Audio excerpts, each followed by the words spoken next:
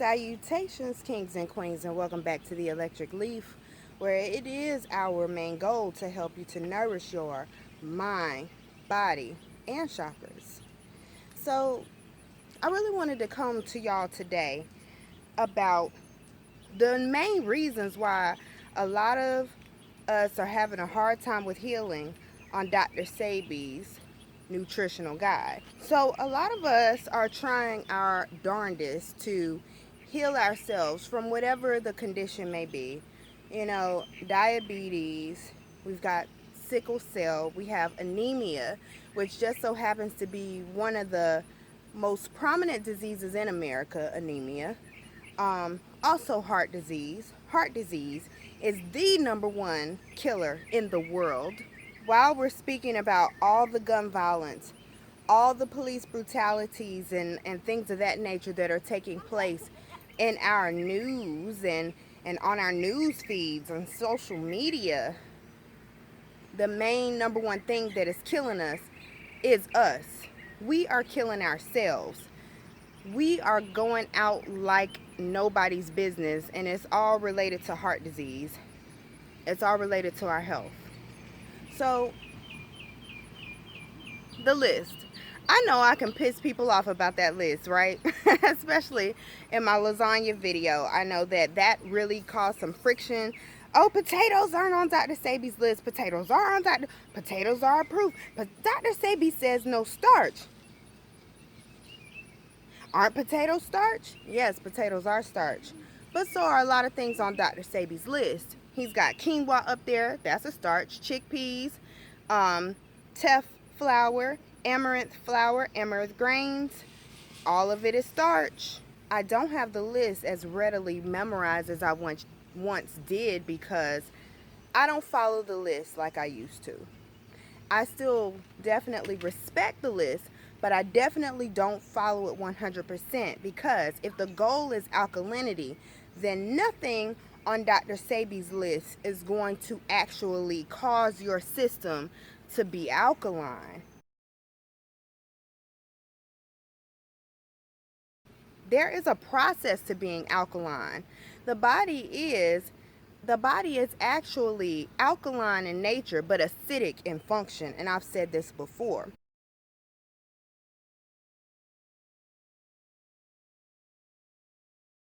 Dr. Sebi's guide is actually a maintenance plan, meaning once you have reached your nutritional goals, then you can start to consume foods on that list to keep your body alkaline. And that means that the majority of what you're consuming should come from the list, which is true. He has a lot of fruits up there. But there are fruits that are not given credit that do help in the healing process. But the main thing that causes our body to heal is nature.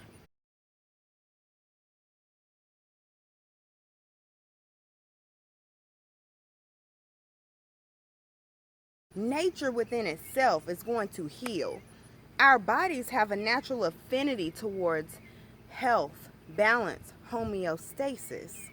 So when we get into thinking like that, we have to bring ourselves back to reality, which is that if you stop offending your body, then it will be able to heal itself. Like Dr. Sebi would always say, you know, when we see symptoms, it's because it's been a violation. So we have to think about the things that we are actually doing to ourselves that is causing those violations. Now, vibrationally speaking, because I love to speak about vibrations, if you are an unhappy person, if you battle depression, if you're constantly unhappy, if the only thing you ever see is a negative, if you never see anything good, if you never recognize anything good, then by golly, Miss Molly, you're not going to heal. You're not going to be able to heal yourself because it takes so much energy to be angry.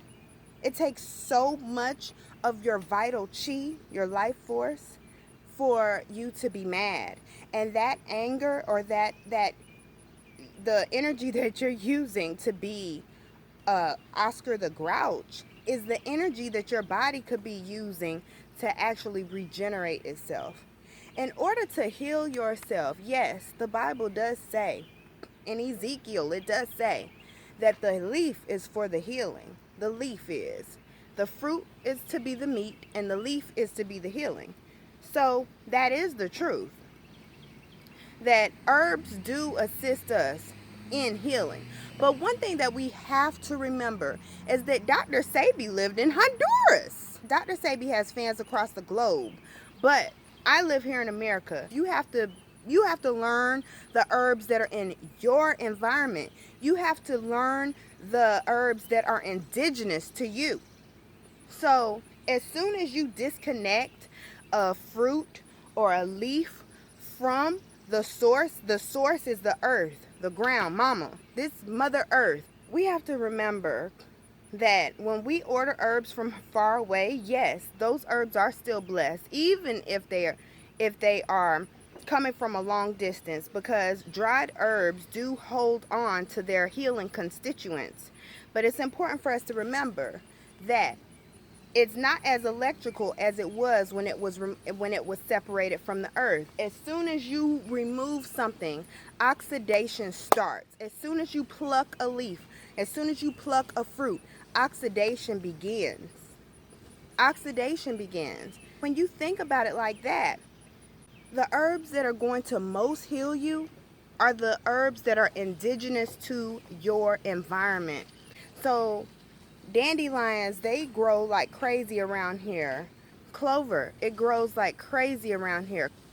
There are so many herbs around here that are indigenous. Here in our yard, we have so many different herbs that just grow wild. And I'm sure that you do too. We have trees that are around us. Get to know your environment. Your environment is what's going to heal you the most and the quickest. Mother Earth is not going to fail you. Mother Earth is not going to say, oh, I'm only going to heal my children in Honduras. Mother Earth is not going to say, oh, I'm only going to heal my children who live around this specific herb. Mother Earth is too good for that. God is too good for that. You better start to open your eyes and recognize that, yes, Dr. Sebi's plan, it does work. It does. But you got to be smart about it. And remember, if you're trying to actively heal a disease process, then it is going to take you to recognize that, listen, I got to get back in touch with myself. I got to get back in touch with nature. I got to get back in touch with God. I got to get back in touch with love. God is love. I got to get back to the real alkalizing factors, and that is love and my environment. You can get online and order some herbs that you can actually go out for and forage in your natural environment and gather those herbs for free. Where do you think these other things are growing? Everything is not growing in a greenhouse. And even if they are, that's not the most natural way. It's still going to bless us. It's still going to help to heal us. But it's not going to heal us, and it's not going to be the most natural way to heal. And so that brings me down to my number one thing: prayer and water. Water and prayer. Fasting and prayer. You know, y'all know I grew up in a Christian church. So it's some aspects of my spiritual background, my spiritual foundation, that I'm never going to let go. And that is the stories of Jesus, the stories that I heard about Jesus. I don't care if he was real or wasn't real. Those stories are motivational to me. I don't care if he's coming back or not. Those stories are motivational to me. Just like the stories of Isis and Osiris and Horus are motivational to me. Just like the stories of a lot of people from history are motivational to me. Malcolm X, I love him. He ain't coming back either. But his life, his stories are motivational to me. So when I think about the story of where Jesus went into the wilderness to be tempted by the adversary, I think about that story a lot, because he didn't go up there with the intention to quote unquote fast. It wasn't worded that way. It was worded by, he went up there to be tempted. Okay, so he had to stay in ma'at, peace, harmony, balance, homeostasis the whole time that he was up there being tempted.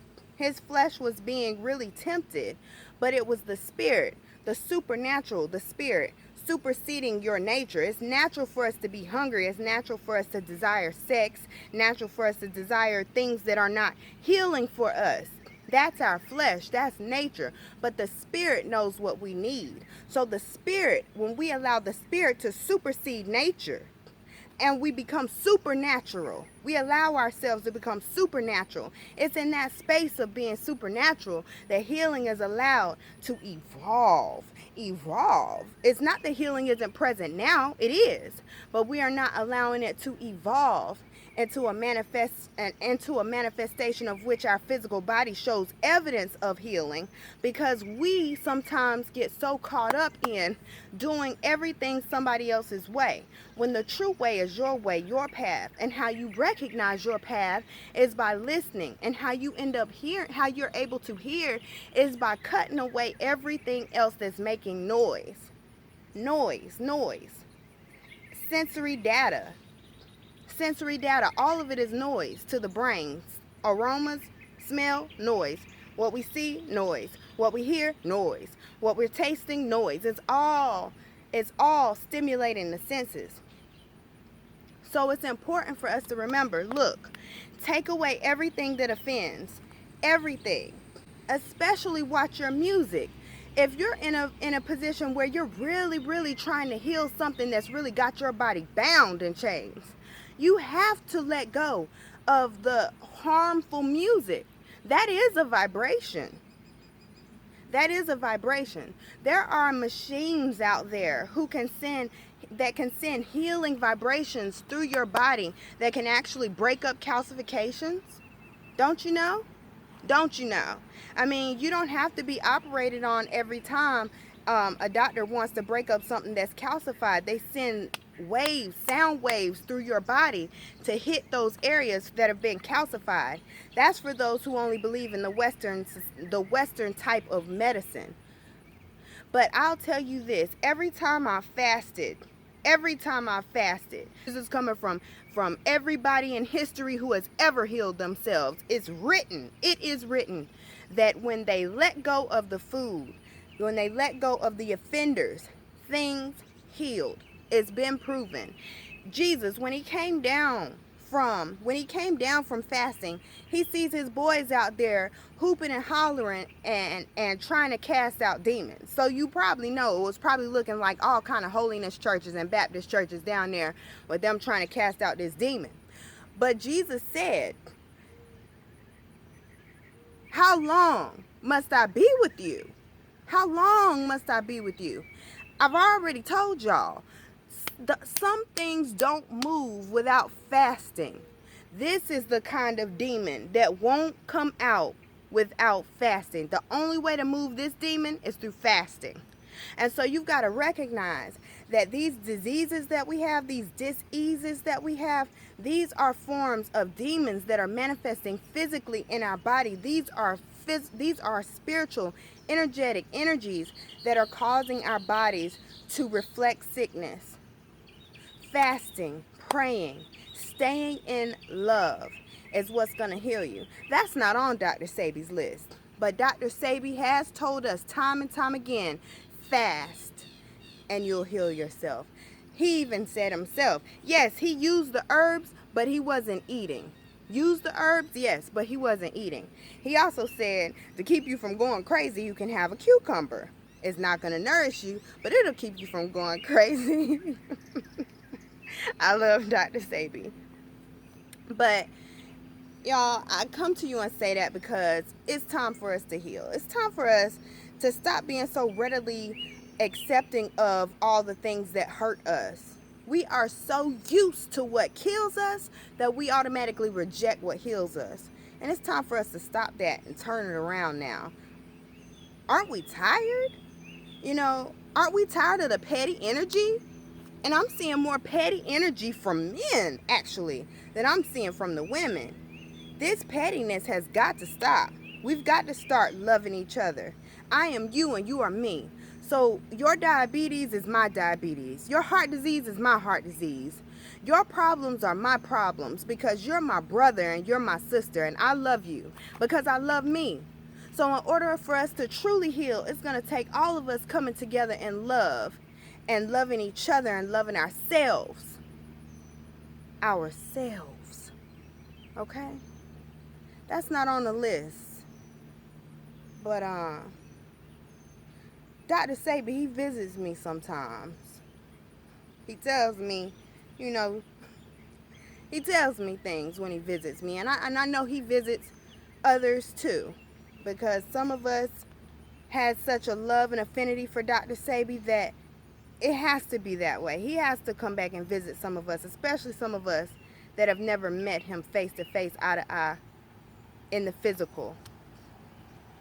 But it's important. Dr. Sebi even said it himself. The reason why we have so much hatred in our community is because we are very, very sick.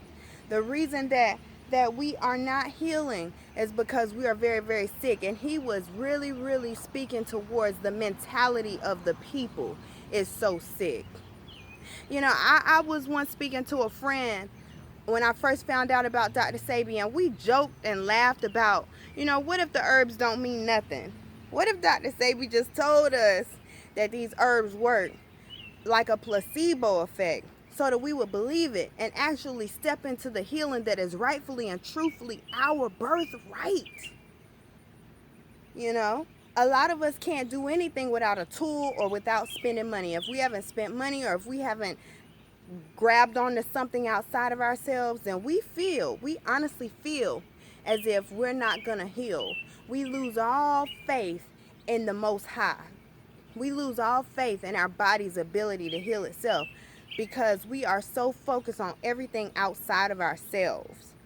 But God did give us an environment for a reason, and it is available to us to use as a tool to help ourselves evolve into our healing. So, try to love your brother. Like Dr. Sebi said, we are very, very sick. So, above all things, just be tolerant of each other. If you can't love me, brother, if you can't love me, sister, it's okay. I love you. I got us. I love me enough for the both of us. I love you too. But let us be tolerant so that we can at least have harmony. And from that harmony, we can move into a space of total healing. Could you imagine what would happen if all of us, all around the world who were conscious, grabbed hands in harmony at one time and actually vibrated love? It will probably resurrect the dead. That would probably be our judgment day. If we finally all came together and said, I choose love, every disease would be healed. Every horrible thing that we can think of would exist no more. Why? Because we are together in unison, loving one another and loving ourselves. Done with pettiness. Oh my goodness, if we could just harness all the petty energy in the world and transmute that, we could heal every disease known to man and then some. So, I'm going to leave y'all with that right there. A lot of us, we're getting it. And we got it right now. We understand that the reason why we haven't been healing, it goes beyond what we're eating and not eating. And it goes into the space of the spirit. We recognize that. And we're moving forward. And we're praying for those. And we're loving on those who are still stuck in that mindset of, I can't, or I'm angry, or I hate. We love you. I know you're out there. I've been there. And I'm sending my love, okay? Sending vibrations of love right now. Because it's time for us to heal. I know you want to. I want to. We all want to heal. We do. So, let's get back to love. Let's be strong enough to fast and pray and heal ourselves. You can't do it all in one go round. That's okay. That's okay. Queen Afua, she knew she had to fast in rounds. Queen Afua healed herself and she did it in rounds. She did 21 days, then she took a break. Then she did 21 days. But during your break, you can't just be going out eating meat and milk and just completely dragging your body back. During your break, those are the times that you eat off of a maintenance plan like Dr. Sebi's list, okay? But during the healing time, You don't have time for your body to be working on digesting and metabolizing your foods. That's your body's time to be using all that energy to rejuvenate, restore, transform your body back to a healthy state. So hopefully I have shown a little bit of light on a way for us to get back to our healing. It is for us. It is there. It is ours to just open our hands and receive, go into receiving mode for our healing. So let's come into the vibration of receiving our healing. Let's actually receive it. Let's come into the vibrational space where we receive our healing. Okay? So as always, I love you. And as always, vibrate, love. My heart is getting better and better, almost like my babies. And vibrate well. I'll see you guys next time.